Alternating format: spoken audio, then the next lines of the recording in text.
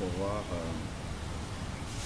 partager quelques versets de la parole de Dieu et puis procéder au baptême de papa, donc, qui est vraiment l'aboutissement d'un cheminement avec le Seigneur. Ce n'est pas aujourd'hui qu'il reconnaît le Seigneur Jésus comme son Seigneur et comme son Sauveur. Il a marché avec le Seigneur depuis au moins une soixantaine d'années. Maintenant, il y a la question relative au baptême qui n'était pas encore claire pour lui.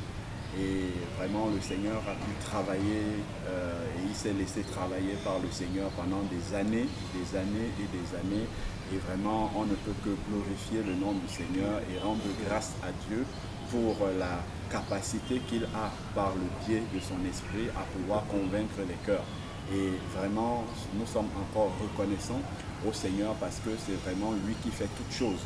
Et puis, c'est devant lui, en fait, que nous avons des comptes à rendre parce que l'engagement est personnel. Et l'engagement n'est pas vis-à-vis d'une dénomination, mais notre engagement est vis-à-vis du Seigneur. Voilà, lui-même. Parce que c'est le Seigneur qui a été à la croix pour chacun d'entre nous. Ce n'est pas la dénomination, ce n'est pas le pasteur, ce n'est pas vraiment les chrétiens qui nous entourent. Voilà, donc quel que soit en fait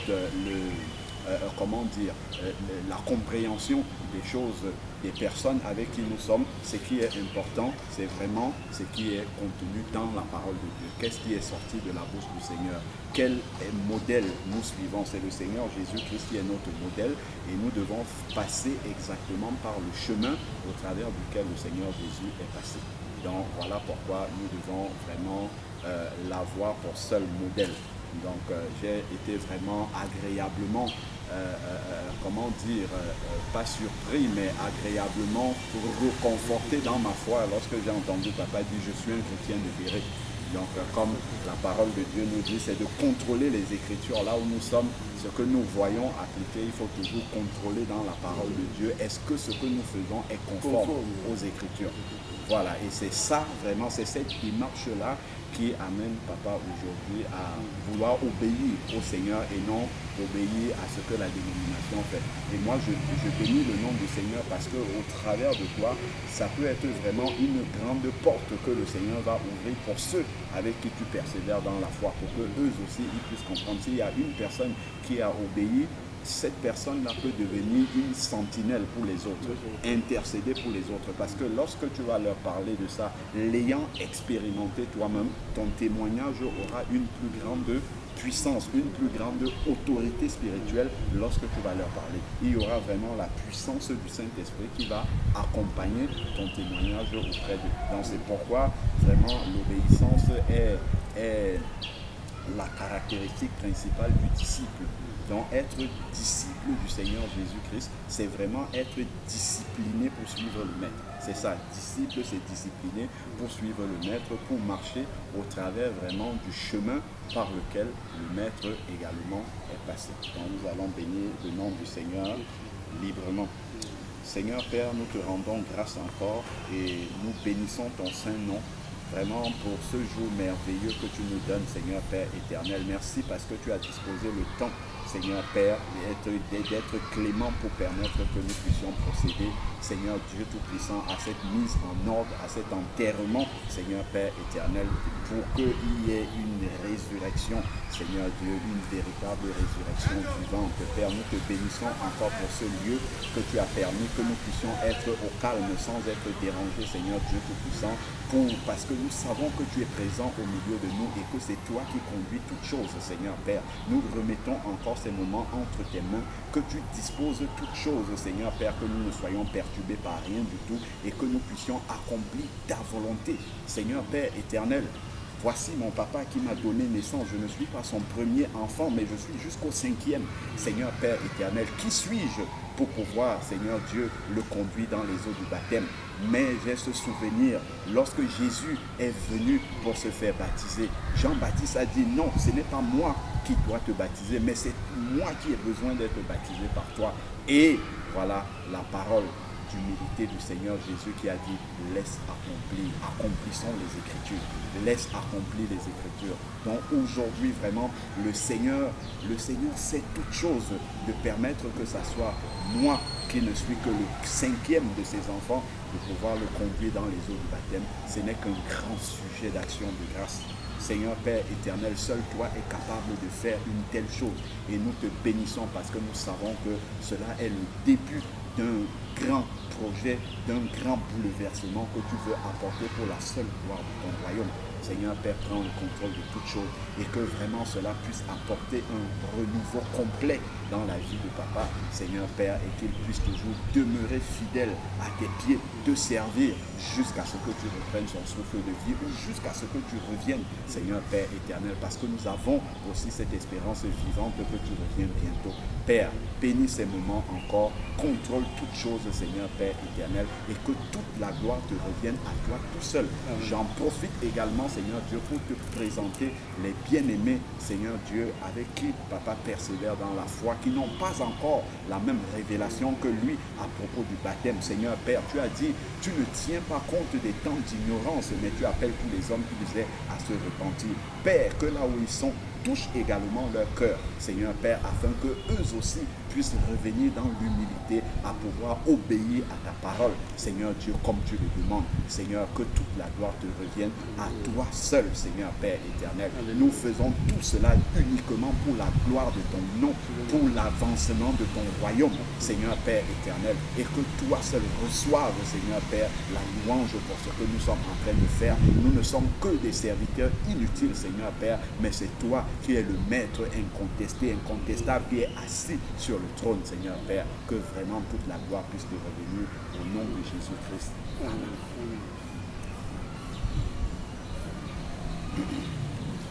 Donc, nous allons simplement lire quelques versets au sujet du baptême. Donc, on a déjà partagé sur le fait que il n'y a pas besoin de faire un catéchisme. C'est vraiment lorsque le cœur est touché. On a pu voir dans Acte 8 avec l'eunuque éthiopien qui se déplaçait à Jérusalem pour venir justement faire des offrandes au Seigneur.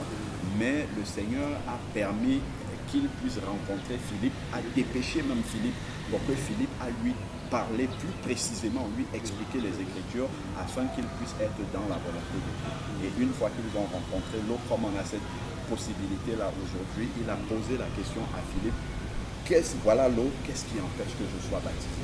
Et Philippe lui a dit, si tu crois de tout ton cœur, cela est possible. Donc aujourd'hui, effectivement, la foi est dans le cœur de papa. Donc il n'y a rien qui empêche, il y a l'eau, il y a la foi, il y a la parole. Donc vraiment, tout est réuni pour que cela puisse se réaliser. Donc je vais lire juste dans Éphésiens chapitre 4. Éphésiens chapitre 4, verset 5.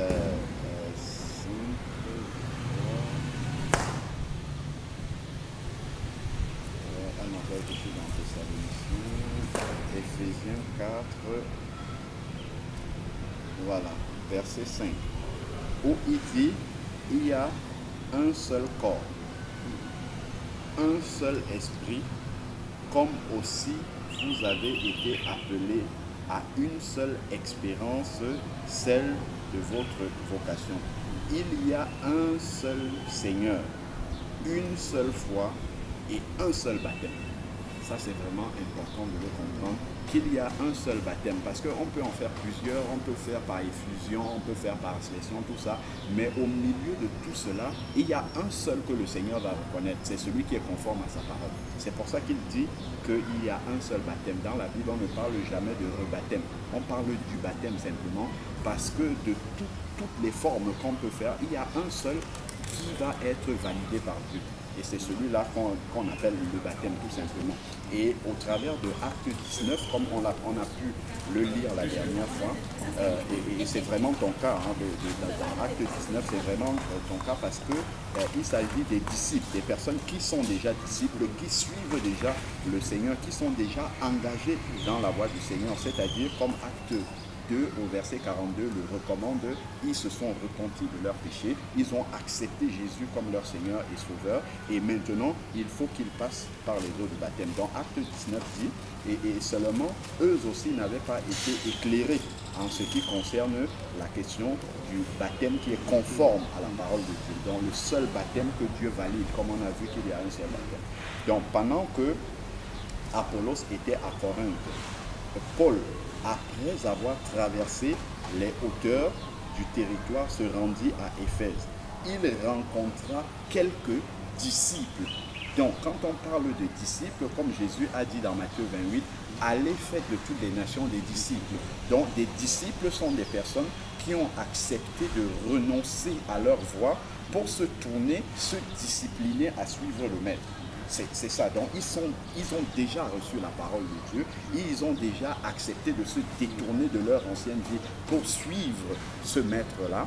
Et maintenant, donc, ils avaient déjà reçu la parole. On ne peut pas dire que c'est des personnes qui ne connaissent pas Dieu. Ils connaissent Dieu. Donc, ils sont disciples et ils ont même pris la décision de pouvoir suivre le maître. Il leur dit, avez-vous reçu le Saint-Esprit quand vous avez cru? Ils répondirent, nous n'avons même pas entendu qu'il y ait un Saint-Esprit. Nous n'avons même pas entendu qu'il y ait un Saint-Esprit. Parce que dans Acte 2, verset 42, Pierre a dit aux personnes qui écoutaient la parole de Dieu le jour de la Pentecôte, il leur a dit, repentez-vous et que chacun de vous soit baptisé et vous recevrez le don du Saint-Esprit. Donc après le baptême, l'Esprit de Dieu doit venir habiter. Mais c'est pourquoi Paul ici, lorsqu'ils disent qu'ils n'ont pas entendu parler du Saint-Esprit, il se dit là, il doit avoir un problème avec le baptême. C'est pour ça qu'il associe immédiatement au baptême. Et on peut voir également dans Luc 3, lorsque Jésus s'est baptisé, il y a l'Esprit de Dieu qui est descendu sur lui sous la forme corporelle d'une colombe. On voit que au travers du baptême, il y a toujours cette association-là, l'Esprit qui vient faire le travail. Il y a l'Esprit qui vient apporter le renouveau dans la vie de la personne qui s'engage. Et donc, effectivement, voilà pourquoi Paul, ici, dans ce passage, associe directement le fait qu'il n'y ait pas eu la réception du Saint-Esprit. Il associe cela, justement, à un problème au niveau de la conformité du baptême. Voilà. Je vais voir si... Parce que toutes les 20 minutes...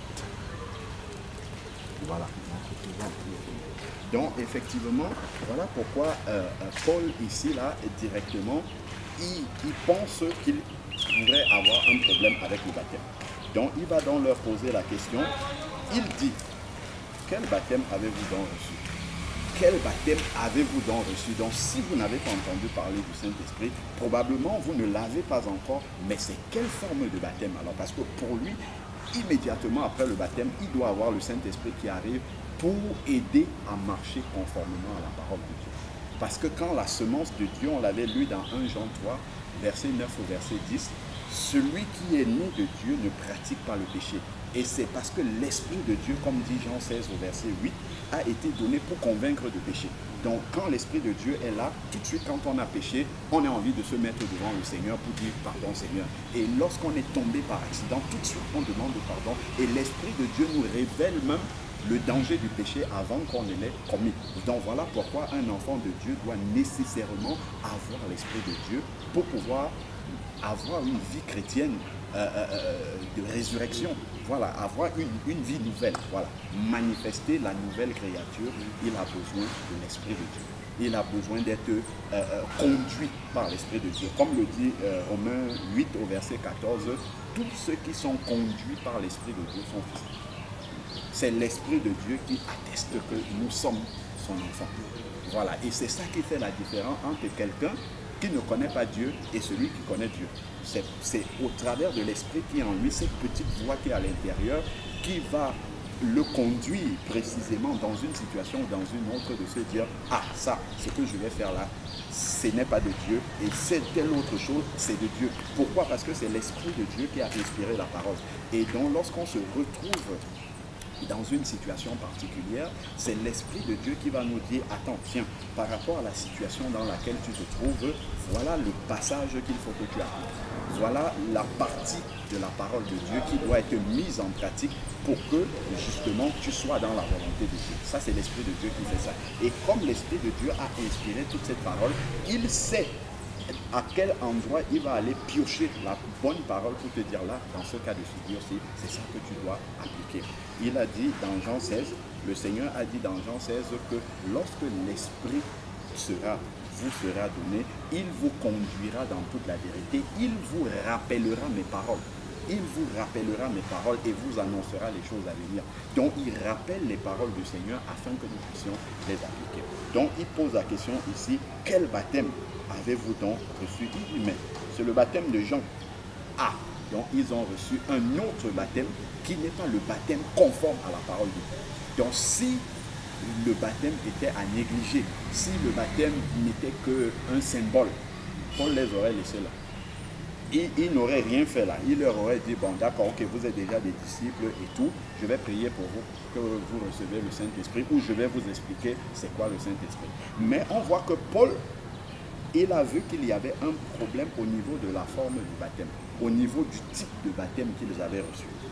Et Paul va donc leur dire ici là,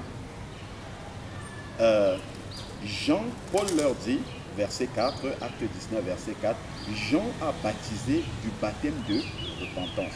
Donc il ne s'agit pas du baptême chrétien. On a lu dans Éphésiens 4, verset 5 qu'il y a un seul baptême chrétien, un seul baptême conforme aux Écritures.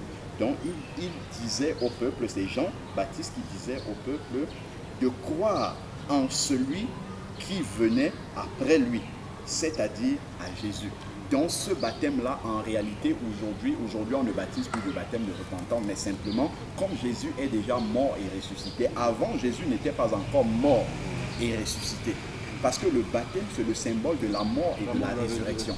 Mais comme Jésus n'était pas encore mort et ressuscité, voilà pourquoi Jean-Baptiste, quand les gens se repentaient de leurs péchés, il les plongeait dans les eaux.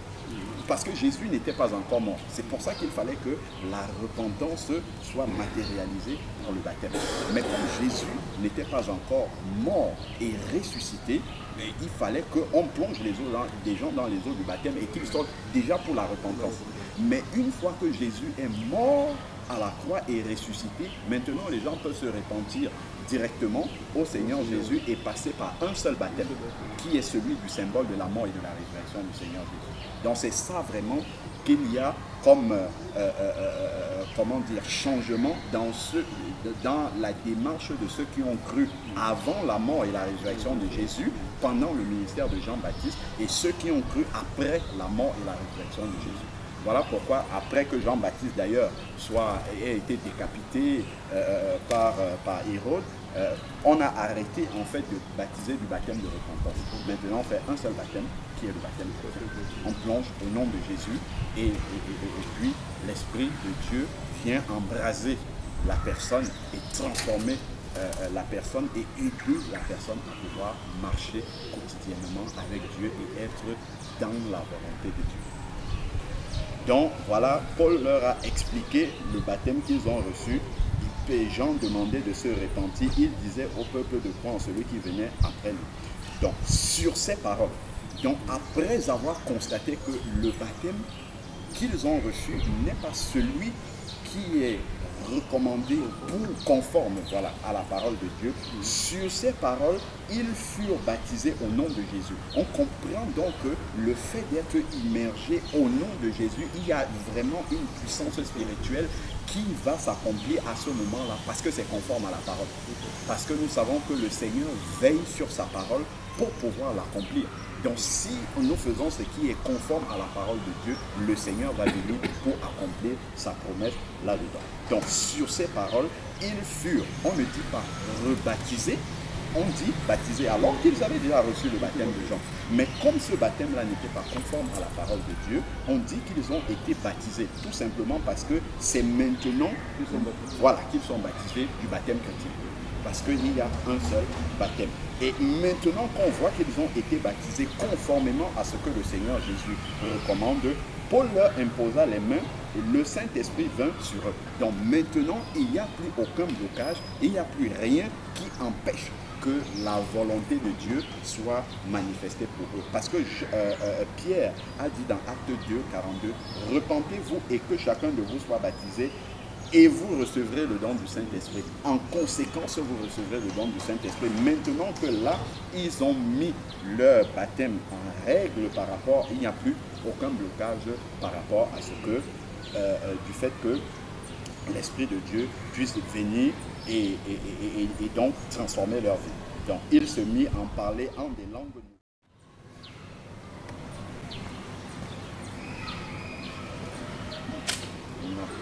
La vidéo avait coupé un petit peu, je vais finir juste l'explication là, voilà, pour avoir tout complet. Donc Jean a baptisé du baptême de repentance, donc on a bien dit que ça c'était avant la mort et la résurrection de Jésus. Donc c'est au verset 4. Mais une fois que Jésus est mort et ressuscité, on ne baptise plus du baptême de repentance.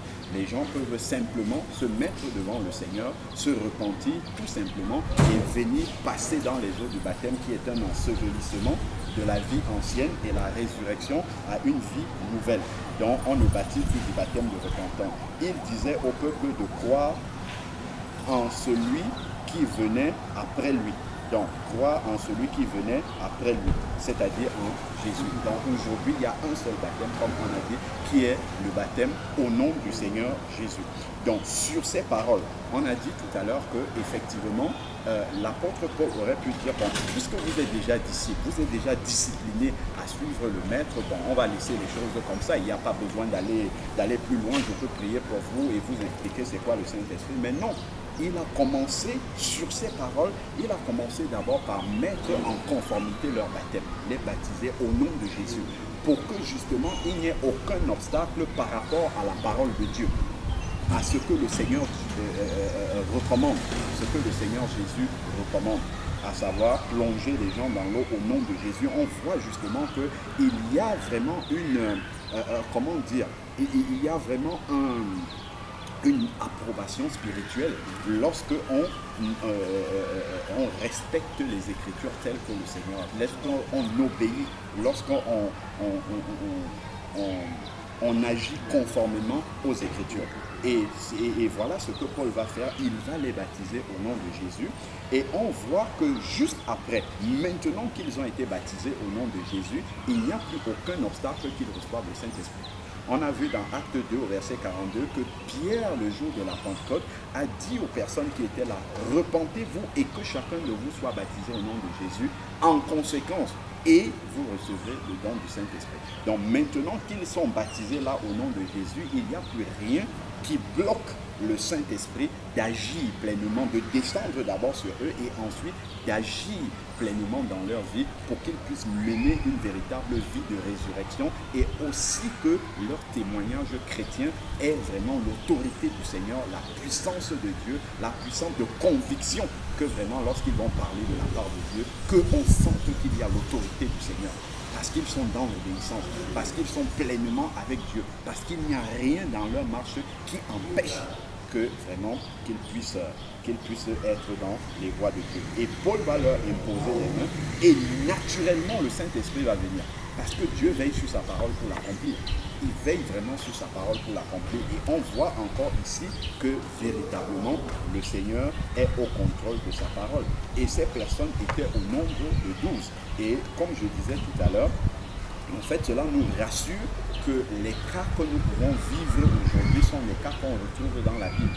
Là, on a des personnes qui sont déjà converties, qui suivent déjà le Seigneur, mais qui ne sont pas éclairées au sujet du baptême. Et le Saint-Esprit permet que nous ayons cette portion d'écriture pour nous montrer la démarche. Voilà, la démarche à tenir, c'est de mettre en conformité son baptême. Et puis tout le reste, justement, des promesses de bénédiction que le Seigneur a promis pour ses enfants qui sont véritablement engagés avec lui, cela va s'accomplir naturellement dans notre vie. Donc voilà un peu ce que l'on peut dire au sujet de ce qui va être fait aujourd'hui selon la volonté de Dieu. Donc maintenant, comme nous le savons aussi, le baptême est un témoignage, un engagement public de sa foi. Je sais que tu t'es déjà publiquement engagé, mais il est toujours important de pouvoir donner un témoignage personnel de ce qui t'amène, ce qui te pousse à pouvoir accomplir justement cet acte-là de mise en conformité de ton baptême par rapport à la parole de Dieu, parce que cela peut être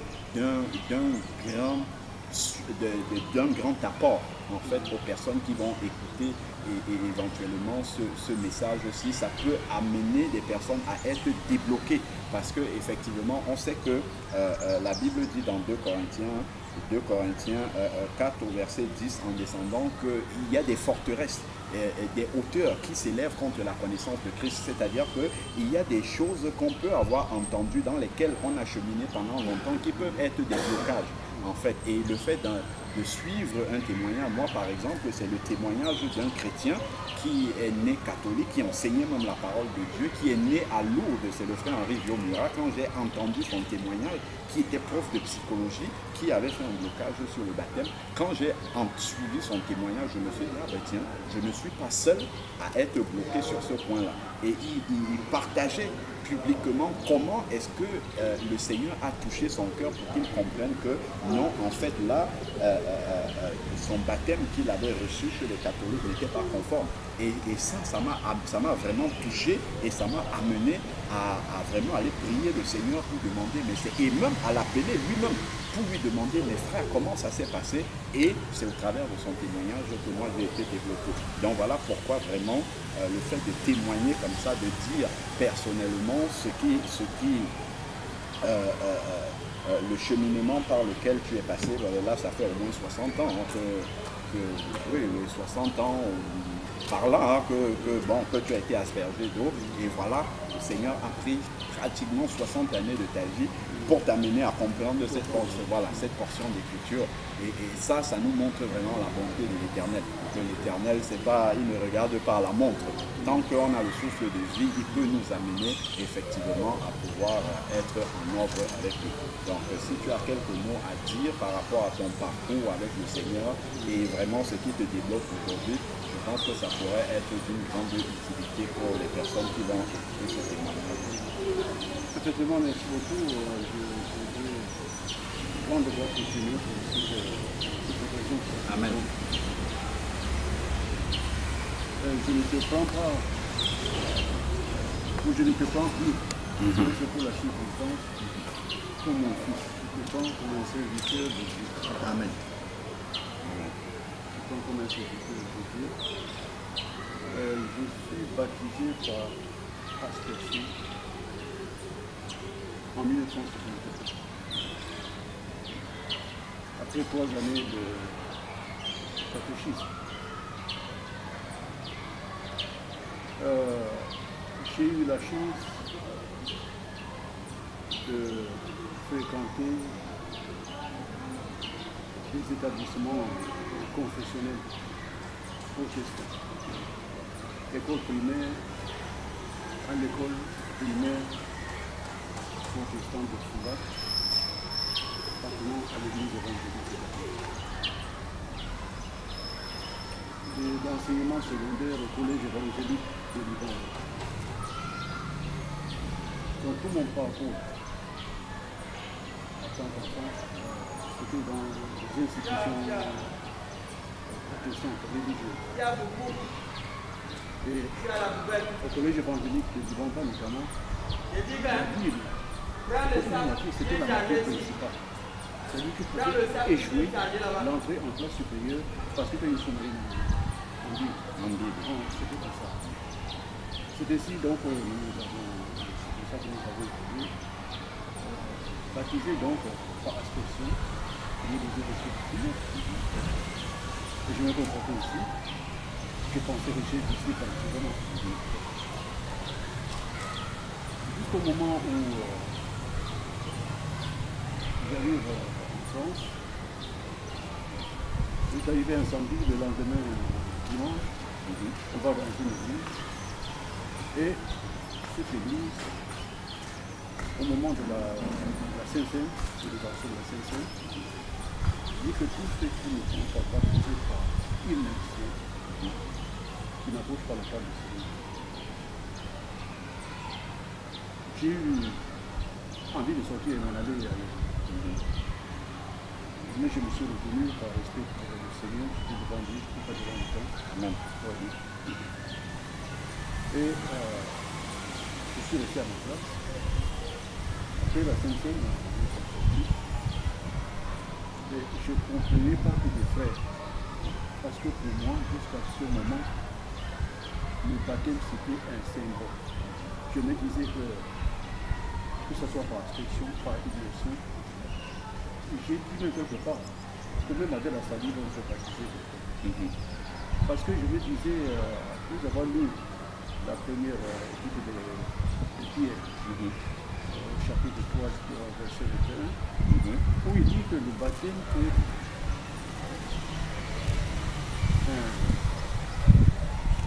un engagement de bonne conscience. Voilà, le baptême est un engagement de bonne conscience. Je me disais, c'était le baptême c'est un symbole. C'est le cœur lui-même qui est baptisé. Et comme vous ne pouvez pas sortir votre cœur pour le baptiser, pour le laver, pour qu'il soit propre, le baptême c'est un symbole. Donc, que je sois planté dans l'eau, je ressors, le péché étant à l'intérieur et non pas à l'extérieur, je sortirai avec mon péché dedans. Il faut absolument que je baptise ce corps-là pour lui enlever ce péché. C'est pour ça que je disais que la forme du baptême importe peu. Pour moi, c'était comme ça. La forme du baptême importe peu. Étant donné que c'est le cœur qui est baptisé, c'est le cœur qui est péché, ce cœur-là qui doit être nettoyé. Nettoyé. Circoncis, en fait. C'est ça le mot de la parole. Que le cœur doit être circoncis. C'est comme ça que j'ai tenu. Et un jour, le fils que voici, qui m'a donné un prospectus sur le baptême. C'est comme ça, c'est une épouse de l'État. Parmi les documents que j'ai reçus, il y avait un sur le baptême. J'ai lu, c'était une parrain baptiste que nous appelons. Je me suis dit que vraiment, vers la tendance de sa dénomination. J'ai pris mon livre pour écrire. Pour écrire sur le baptême, tel que je l'entends. Et exposer que le baptême, c'est public, c'est pour que les gens voient que je suis engagé. Mais qu'en fait, le baptême chrétien, je me disais encore que c'était un baptême intérieur qui doit être baptisé. La forme dont il faut tout faire. Et je me suis rapproché à mon Dieu de la Bible pour ne pas dire les choses à moi, mais dire les choses de la Bible. De la Bible. Dans la religion, c'est pas ça. Partager après la Bible. Et je me suis dit attention. Je suis dans le cœur.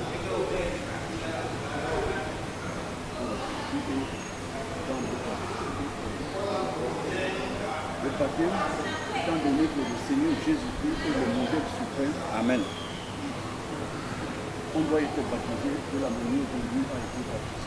Amen. D'ordinaire, pour chaque point de la Bible, il en est ainsi du baptême d'enfant. Je n'en trouve pas de fondement biblique. Je l'ai dit tout à l'heure, je le confirme. Je me suis toujours comporté, je dis à mon pasteur qui me suit, en chrétien de paix. C'est-à-dire qu'après la prédication, s'il y a une formule, une doctrine, je n'ai pas bien de chercher dans la Bible ce qui dit la parole. Je suis de ce... Et en cherchant, je ne trouve pas de fondement pour le baptême d'enfant. Pour par exemple, la fonction pastorale. Pour l'effet de la fonction pastorale, c'est une profession. Le pasteur pas l'arrêter. Comme tous les autres travailleurs. Et dans la Bible, je ne vois aucun exemple d'un serviteur de Dieu qui va à la retraite.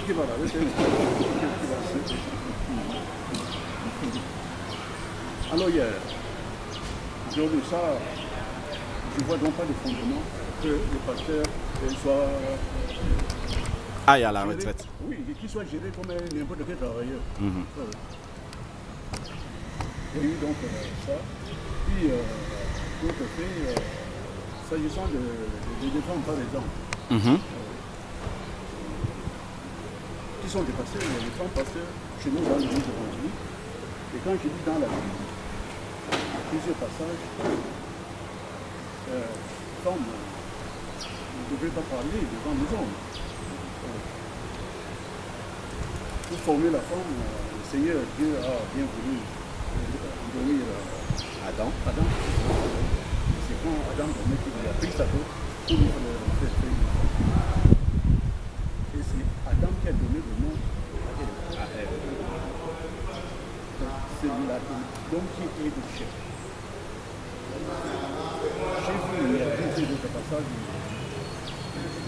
Il n'est pas question que la femme enseigne la parole publiquement. Je ne vois pas de problème. Et quand je vis dans mon église évangélique, il y a des grands pasteurs. Il y a beaucoup d'autres faits comme ça. Bon, je me disais que... Et je me suis retrouvé dans la voiture un jour, c'est tout vraiment. Et j'accompagnais 5 pasteurs de frères et témoins qui nous avaient à la mort de la maison de Paul. J'avais 5 pasteurs dans ma voiture. Et nous on parlait des choses mais c'est un peu compliqué d'arriver. Quand je les ai entendus, j'étais bien. Comment ils ont ces gens de l'église. Je leur dis que quand je n'entendais pas de ces pasteurs, je n'entendais pas pour avoir appartenu sur la terre de Dieu. Si dans l'église évangélique, comme je l'ai fait dans le monde, l'essentiel pour moi, c'est de marcher en conformité avec la parole. Amen. Amen. Quand vous, le pasteur, vous êtes bien, quand vous prêchez, je vais regarder, vérifier si ce que vous dites est conforme aux Écritures. Donc, il y a pas mal de gens, je ne suis pas d'accord avec la pratique de l'église, mais je ne la quitte pas. Je ne la quitte pas, parce qu'après tout, vérification faite, parce que ce n'est pas sous silence. J'ai vu toutes les dénominations je suis commissaire en fait. J'ai les commissions spéciales. Voilà. Et la présidence de la République m'a à un moment donné demandé de voir faire un rapport sur le mouvement religieux dans le pays. Ça m'a permis de fréquenter différentes églises Dieu de Dieu. D'en savoir les deux sous. Les motivations souvent n'ont rien à voir avec la parole de Dieu. Cette occasion, il n'y a aucune église parfaite. Amen. Il n'y a aucune église parfaite. Donc ce n'est pas la peine de quitter l'église parce qu'elle fait cela. Il n'est pas de je reste dedans et j'ai ma conception, je dirais pas personnelle. Conforme. Voilà, c'est le modèle, le corpus qui est ton référentiel.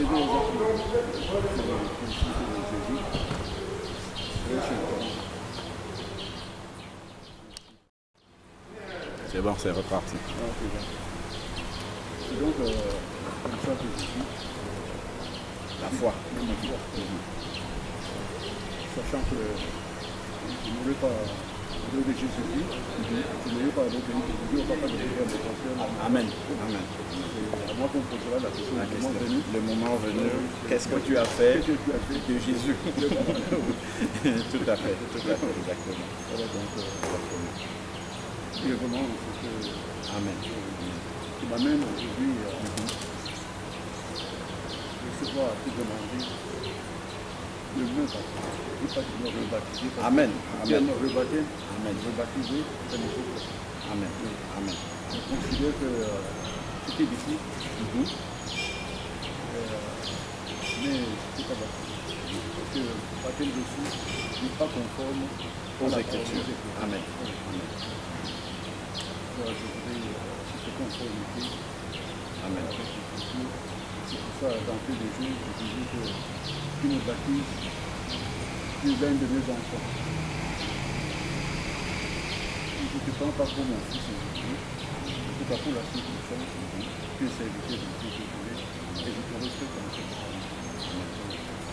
Et j'en profite pour remercier le Seigneur que tu sois sorti de mes enfants. Amen.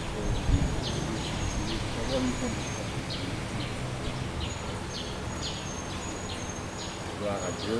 Nous ne pouvons que célébrer le nom du Seigneur et le bénir pour tout ce qu'il fait. Tout ce qu'il fait est bon.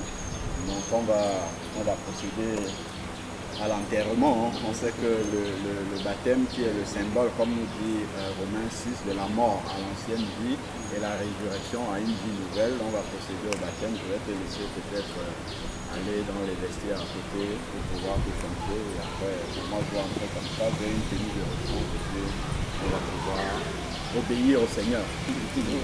Amen.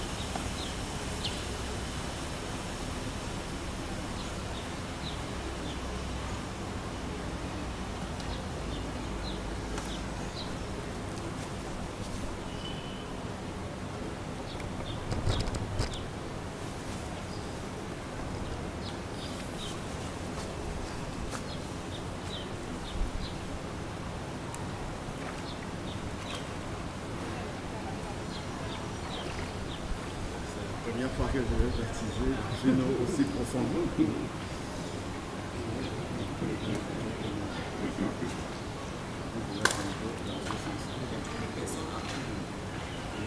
Donc, puisque nous l'avons dit tout à l'heure, le baptême est un symbole de l'engagement vis-à-vis du Seigneur Jésus-Christ.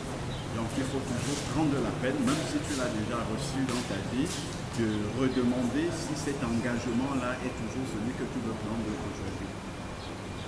Papa David, est-ce que tu acceptes Jésus comme ton Seigneur et ton Sauveur? Est-ce que tu crois dans ton cœur que Dieu l'a ressuscité d'entre les morts?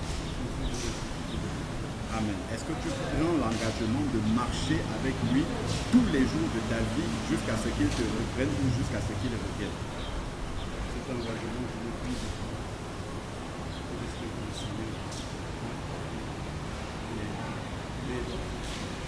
Amen.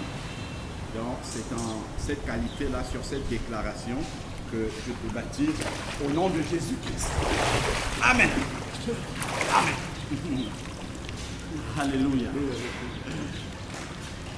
À toi la gloire, ô ressuscité.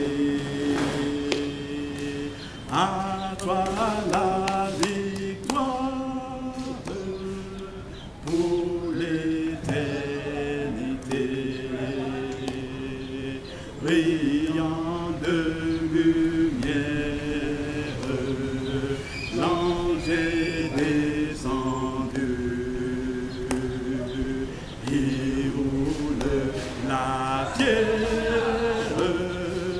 du tombeau vaincu, à toi la gloire, à toi la gloire, pour ressusciter, à toi la victoire, pour l'éternité. Quel est encore, il vit à jamais, celui que j'adore, le Prince de paix. Il est ma victoire, mon puissant soutien, ma vie et ma gloire. Non, je ne crains rien, à toi la gloire, à toi la gloire, pour ressusciter, à toi la victoire, pour l'éternité.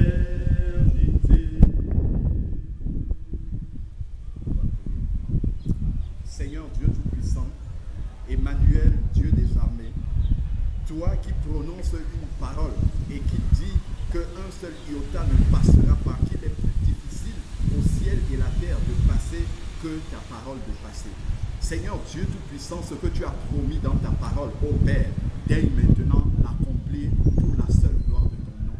Seigneur Dieu Tout-Puissant, voici David qui a accepté de passer dans les eaux du baptême, de mettre en conformité son baptême, qui a accepté de te suivre comme un enfant, Seigneur Père éternel. Viens et scelle-le maintenant de ton Esprit Saint au nom de Jésus. Seigneur Père, remplis-le de tous les dons spirituels dont il aura besoin, Seigneur Père, pour être un disciple puissant, Seigneur Dieu, accompagné par ton Esprit, Seigneur Père. Scelle-le de tous les dons spirituels. Accorde-lui la puissance du Saint-Esprit. Seigneur Père, accorde-lui vraiment le don de guérison, le don, Seigneur Dieu Tout-Puissant, de prophétiser, de parler en langue, Seigneur Père éternel, afin qu'il soit régénéré dans l'esprit pour marcher conformément à ta parole. Oh Père, dépose toutes tes grâces en lui, Seigneur Père. Nous te bénissons dans le nom de Jésus parce que nous savons que ce que nous te demandons, nos yeux verront cela s'accomplir. Père, que sa vie ancienne qui a été enterrée dans cette eau puisse y rester et demeurer pour l'éternité, Seigneur Père, et que cette vie nouvelle qui commence, Seigneur Père, puisse être une vie de résurrection qui n'a rien à voir avec sa vie passée. Père, qu'au travers de lui, tu puisses l'utiliser là où il est pour amener d'autres chrétiens, Seigneur Père, dans cette obéissance-là. Père, que ton nom soit élevé, que ton nom soit béni, que ton nom soit loué au nom de Jésus-Christ. Amen. Maintenant que tu as obéi au Seigneur Jésus, sache que le Seigneur t'a transmis également au travers de ta propre obéissance cette autorité de pouvoir conduire d'autres disciples dans les eaux du baptême. Si aujourd'hui tu amènes une âme à Christ et que cette âme-là a le désir d'obéir au Seigneur Jésus, toi également, tu peux désormais les conduire dans les eaux du baptême conformément à la parole. Comme tu l'as dit, il n'y a pas des actes pastoraux qui sont réservés aux pasteurs. Là, tout disciple de Jésus, tel qu'on le voit, Philippe a pu baptiser, Pierre a pu baptiser dès qu'on est un disciple du Seigneur Jésus. Et d'ailleurs, c'est à ses disciples qu'il a dit, allez, faites de toutes les nations des disciples, baptisez-les au nom du Père, du Fils et du Saint-Esprit, et vous, et je serai avec vous tous les jours jusqu'à la fin du monde. Donc toi également, tu peux amener d'autres disciples maintenant dans les eaux du baptême et prier pour eux. Et le Seigneur va agréer cela parce que tu as commencé par obéir d'abord toi-même. Comme le Seigneur Jésus, tout ce qu'il nous demande sont des choses que lui-même a d'abord expérimentées, lui-même a d'abord mis en pratique, lui-même a d'abord obéi à son Père et ensuite il nous les demande. Et on voit comment la puissance de Dieu l'accompagnait. Donc reçois maintenant en toi la paix de Dieu concernant ton baptême et ta vie chrétienne, et que cette vie nouvelle qui a commencé aujourd'hui soit le début du véritable plan de Dieu, de l'explosion du plan de Dieu dans ta vie. Parce que je sais que Dieu va faire de grandes choses au travers de cette obéissance-là. Dieu honore toujours l'obéissance. La Bible dit que celui qui garde les paroles du Seigneur, le Seigneur vient et se manifeste à lui et se révèle à lui. Donc c'est cela que le Seigneur Jésus va accomplir dans ta vie, parce que je sais que le Seigneur Jésus est fidèle. Ce qu'il a dit de sa bouche, sa main l'accomplit. Donc vraiment, pars en paix et que le Seigneur Jésus puisse accomplir le plan qu'il avait prévu de toute éternité dans ta vie, et que vraiment tu sois un instrument puissant entre ses mains pour l'avancement du royaume de Dieu. Que vraiment au travers de toi, que des âmes encore soient conduites au Seigneur, que de nombreuses personnes encore puissent recevoir la vie qui est en Jésus. Parce que cette vie-là, nous ne pouvons la transmettre aux autres que lorsqu'on l'a en nous, que véritablement cette vie-là, comme le Seigneur Jésus a dit dans Jean 4, verset 14, celui qui croit en moi, des fleuves d'eau vive jailliront de son sein et couleront jusque dans la vie éternelle. Qu'il en soit de même pour toi. Que l'abondance du fruit de l'esprit puisse couler au travers de toi et se déverser vers tout ton entourage. Que eux aussi puissent être au bénéfice de cette bénédiction que tu as reçue, cette bénédiction particulière qui découle de la simplicité de ton obéissance comme un enfant. Que vraiment l'Éternel puisse accomplir tous ses desseins dans ta vie et que tout ce qui était resté comme blocage dans ta vie puisse maintenant tomber au nom de Jésus. Que toute chaîne qui puisse avoir été dans ta vie puisse être rompu maintenant au nom de Jésus. Que tout ce qui pouvait te lier maintenant en cet instant soit détaché au nom de Jésus. Nous bénissons le nom du Seigneur parce qu'il est fidèle pour accomplir cela. Tel que nous voyons dans la parole de Dieu, il n'y a plus aucun obstacle. Que maintenant tout puisse être libéré dans ta vie et que le boulevard puisse être ouvert maintenant devant toi jusque dans la vie éternelle. Que le nom de l'Éternel soit béni. Amen.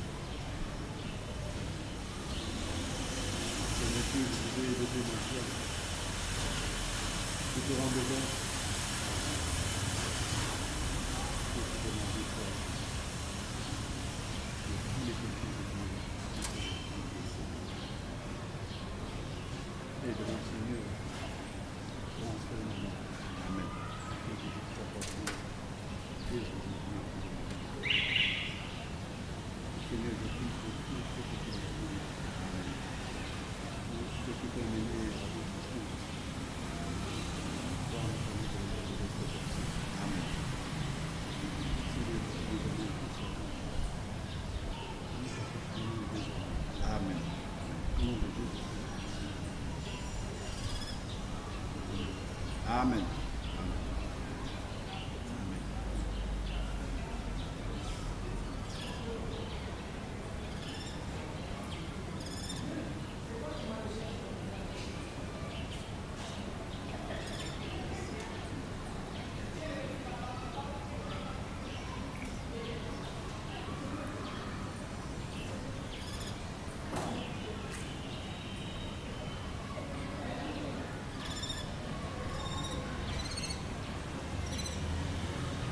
Père, nous voulons en profiter pour te présenter le cas de maman. Seigneur, que là où elle est, ô Père éternel, que tu puisses la toucher au nom de Jésus. Père, touche toutes les parties de son corps et que la guérison puisse être totale en elle au nom de Jésus. Père, nous te bénissons maintenant parce que nous savons que ce que nous te demandons, c'est ce que tu vas accomplir. Amen.